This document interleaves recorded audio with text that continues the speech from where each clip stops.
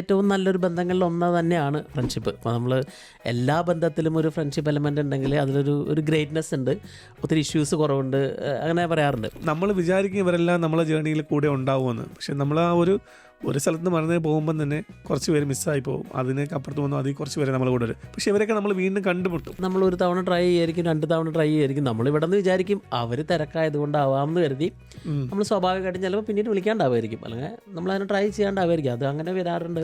ചില ദിവസം ഓർക്കും ഈ വാട്സപ്പ് ഗ്രൂപ്പൊക്കെ മാനേജ് ചെയ്യാൻ വേണ്ടി ഒരു മാനേജർ അത്രയ്ക്ക് നമ്പറുണ്ട് അതിൻ്റെ ഗ്രൂപ്പുകളുടെ.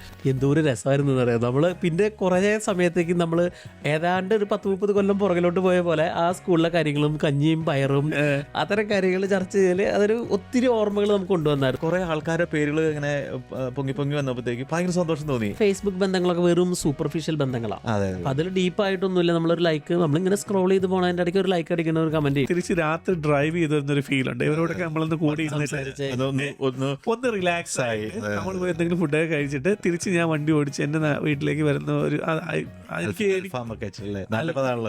പോയി എല്ലായിടത്തും അതാണല്ലോ. ഞാൻ അങ്ങനെ ചെയ്യുന്ന ഒരാളായി പോയി. ഒരു ലൈക്കിനും അപ്പുറം നമ്മൾ ഒരാൾക്ക് വേണ്ടി സമയം കൊടുക്കുമ്പോൾ ഐ വാല്യൂ ദാറ്റ് പേഴ്സൺ.